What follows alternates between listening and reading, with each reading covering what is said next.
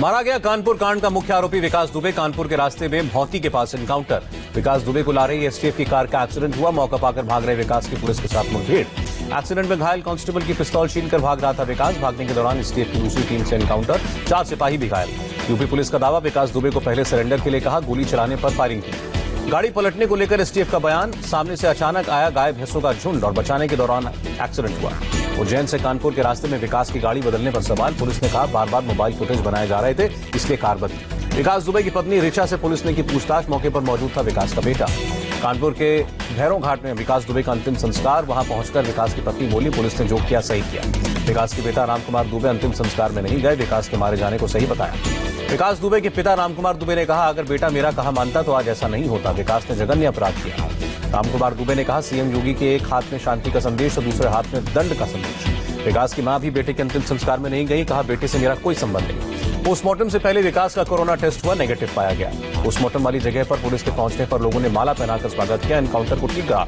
विकास दुबे के एनकाउंटर के बाद उसके गांव बिकरू में खुशी की लहर। लोगों ने आज तक आतंक के युग का अंत बताया। गांव वालों ने विकास के मारे जाने पर मिठाई बांटकर खुशी का इजहार किया। कहा अब हम लोग आजाद हैं। बिकरू गांव में विकास दुबे के नौकर दयाशंकर की सरकारी राशन की दुकान से 7 बम मिले, पुलिस ने डिफ्यूज किया। विकास दुबे के एनकाउंटर पर अखिलेश यादव ने योगी सरकार को घेरा, कहा कार नहीं पलटी, सरकार पलटने से बच गई।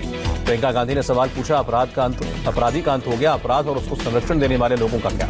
मायावती ने सुप्रीम कोर्ट की निगरानी में पूरे मामले की जांच की मांग की। 8 शहीद पुलिस वालों के इंसाफ के लिए जांच को जरूरी कहा। एनकाउंटर पर कांग्रेस नेता दिग्विजय सिंह ने कहा, जिसका शक था वो हो गया। विकास से किस किस का संपर्क था अब ये नहीं पता चलेगा। रक्षा मंत्री राजनाथ सिंह ने पूर्वी लद्दाख के मौजूदा हालात की समीक्षा की। सीडीएस जनरल बिपिन रावत और आर्मी चीफ मौजूद रहे। एलएसी पर नरम पड़े चीन के सुर। भारत में चीनी राजदूत ने कहा, शांतिपूर्ण समझौते के जरिए सीमा विवाद सुलझाने की जरूरत। चौतरफा घेराबंदी से चीन के बदले तेवर। चीनी राजदूत का बयान, आपसी हित के लिए कदम उठाएं दोनों देश। बोइंग ने वायुसेना को डिलीवर किए सभी अपाचे और चीनू हेलीकॉप्टर्स। इंडियन एयरफोर्स की ताकत और बढ़ी। अंतरिक्ष में चीन को बड़ा झटका, बीच रास्ते में फेल हुआ रॉकेट का प्रक्षेपण। हिमाचल के धर्मशाला में तिब्बती लोगों ने किया चीन के खिलाफ प्रदर्शन। मेड इन चाइना सामान के बहिष्कार की अपील। अपने नेताओं पर लगे अमेरिकी प्रतिबंध से बौखलाया चीन, जवाबी कार्रवाई की दी धमकी। पाकिस्तान ने नौशेरा सेक्टर में फिर तोड़ा सीज फायर। फायरिंग में एक भारतीय जवान शहीद। प्रधानमंत्री मोदी ने 750 मेगावाट की सोलर परियोजना देश को समर्पित की। एमपी के रीवा में वीडियो कॉन्फ्रेंसिंग के जरिए उद्घाटन किया। प्रधानमंत्री ने कहा, अब एशिया का सबसे बड़ा सोलर पावर प्रोजेक्ट रीवा में। प्रधानमंत्री मोदी का बयान, रीवा सोलर प्लांट से एमपी के लोगों और इंडस्ट्री को मिलेगी बिजली, दिल्ली मेट्रो को फायदा होगा। प्रधानमंत्री ने कहा, सस्ती और साफ सुथरी बिजली का हब बनेगा एमपी। नीमच और छतरपुर में भी तैयार हो रहे हैं बड़े सोलर प्लांट। प्रधानमंत्री ने इंटरनेशनल सोलर अलायंस की बात की। कहा, one world one sun one grid की भावना से काम हो। लोकसभा सांसदों के साथ कल बैठक करेंगी सोनिया गांधी। वीडियो कॉन्फ्रेंसिंग के जरिए राजनीतिक हालात पर चर्चा होगी। राहुल गांधी ने यूनिवर्सिटी की फाइनल परीक्षाओं को रद्द करने की मांग की। कहा, पिछली परीक्षा के आधार पर पास किए जाएं स्टूडेंट्स। आईसीएसई ने 10वीं और 12वीं का रिजल्ट जारी किया। 10वीं में 99% और 12वीं में 96% स्टूडेंट पास। डीएम के नेता टीआर बालू ने सेतु समुद्रम परियोजना दोबारा शुरू करने की मांग की। प्रधानमंत्री मोदी को चिट्ठी लिखी। मरकज में शामिल हुए 82 बांग्लादेशी जमातियों को मिली राहत। 10-10 हजार की निजी मुचलके पर कोर्ट ने दी जमानत। दिल्ली हाईकोर्ट ने शरजील इमाम की याचिका खारिज की। जांच के लिए समय बढ़ाने को दी चुनौती। दिल्ली एम्स हॉस्टल के 10वें फ्लोर से डॉक्टर ने लगाई छलांग, इलाज के दौरान मौत। बिहार में आकाशीय बिजली से आज 8 लोगों की मौत। अररिया में 4, पूर्णिया में 2 और बांका और किशनगंज में एक व्यक्ति की जान गई। बिहार के बगहा में एनकाउंटर में मारे गए 4 नक्सली। एसएसबी और लोकल पुलिस का ज्वाइंट ऑपरेशन। इंदौर में वन विभाग ने घायल तेंदुए को कराया इलाज। दूसरे तेंदुए से लड़ाई में हुआ था जख्मी। मध्य प्रदेश के होशंगाबाद में सड़क हादसे में बाल बाल बचे पिता और बेटी। कार ने स्कूटी को मारी जोरदार टक्कर। हरियाणा में महिलाओं के खिलाफ क्राइम में आई कमी। साल के पहले 6 महीने में रेप और अपहरण की घटनाएं भी कम हुई। एनआईए ने केरल गोल्ड स्कैंडल केस की जांच शुरू की। आरोपियों के खिलाफ एफआईआर। केरल के मल्लापुरम में बीजेपी युवा मोर्चा का प्रदर्शन। गोल्ड स्कैम मामले में लेफ्ट सरकार के खिलाफ नारेबाजी। जयपुर में मुख्यमंत्री आवास को उड़ाने की धमकी देने वाला गिरफ्तार। आरोपी ने फोन करके दी थी धमकी। विशाखापट्टनम में टला बड़ा रेल हादसा। पटरी से उतरे मालगाड़ी के 4 डिब्बे, कोई हताहत नहीं। गुजरात के भुज में भारी बारिश के बाद शहर के कई हिस्सों में भरा पानी। लोगों का घर से निकलना मुश्किल। यूपी के प्रयागराज में भारी बारिश से सड़कों पर भरा पानी। कई घंटों तक ट्रैफिक जाम। असम में ब्रह्मपुत्र ने दिखाया विकराल रूप। आसपास रहने वालों पर बन रहा है खतरा। ब्रह्मपुत्र का पानी खतरे के निशान के ऊपर। डिब्रूगढ़ में नदी के किनारे से लोगों को हटाया गया। देश में 24 घंटे में 26,505 पॉजिटिव केस। कुल 7,93,802 मरीज संक्रमित।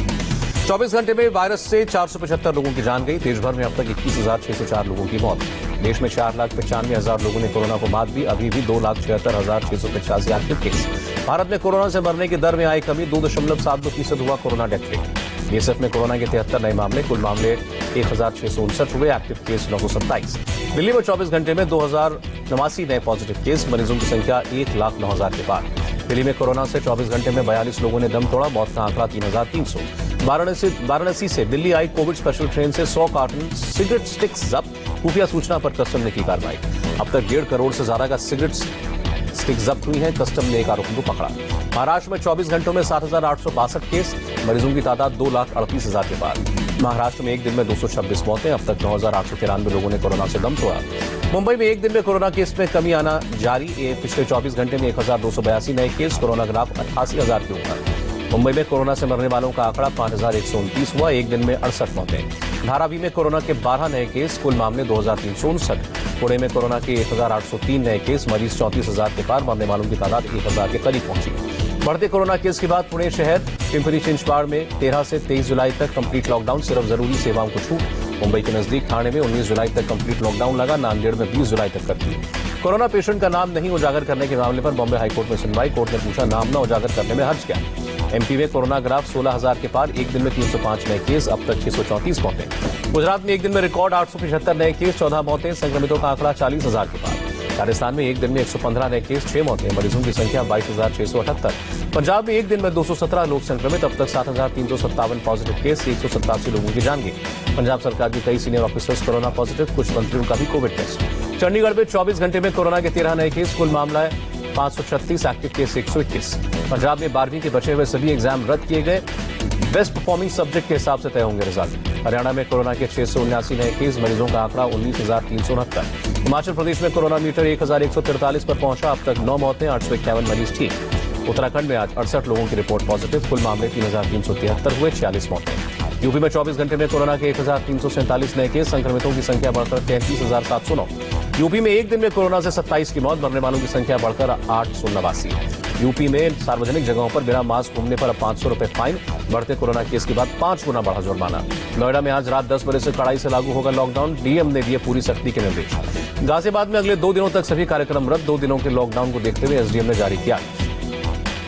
कोरोना संकट के बीच यूपी में ईंट भट्टा खोलने की परमिशन पर एनजीटी नाराज, मुख्य सचिव के आदेश पर हैरानी जताई। बिहार में एक दिन में 352 पॉजिटिव केस, संक्रमितों की तादाद 14,330। पटना में बिना मास्क घर से बाहर निकलने वालों के खिलाफ ट्रैफिक पुलिस की स्पेशल ड्राइव, ताबड़तोड़ चालान कटे। पश्चिम बंगाल में कोरोना का नया रिकॉर्ड, एक दिन में 1,198 नए केस, 26 मौतें। तमिलनाडु में एक दिन में 3,680 पॉजिटिव केस, 24 घंटे में 64 मौतें, मरीजों की संख्या 1,30,261। दुनिया में आज 77,000 से ज्यादा लोग संक्रमित हुए, 1 करोड़ 24 लाख से ज्यादा कोरोना मरीज। दुनिया में एक दिन में 2,109 मौतें, अब तक 5,58,000 से ज्यादा लोगों ने दम तोड़ा। अमेरिका में 32,36,000 कोरोना मरीज, करीब 1,36,000 मौतें। नेपाल में भारी बारिश के बाद बाढ़ और लैंडस्लाइड, 10 से ज्यादा लोगों की मौत, 40 से ज्यादा लापता। नेपाल के प्रधानमंत्री केपी शर्मा ओली के भविष्य पर फैसला एक हफ्ते टला, कम्युनिस्ट पार्टी की स्टैंडिंग कमेटी की बैठक टली। कल SBI banking and economics conclave में हिस्सा लेंगे आरबीआई गवर्नर, इकोनॉमी पर कोरोना के प्रभाव पर चर्चा होगी। कारोबारी सप्ताह के आखिरी दिन गिरावट के साथ बंद हुआ शेयर बाजार, सेंसेक्स में 143 और निफ्टी में 45 अंकों की गिरावट, और डॉलर के मुकाबले 21 पैसे कमजोर हुआ रुपया, $1 की कीमत 75 रुपए 20 पैसे।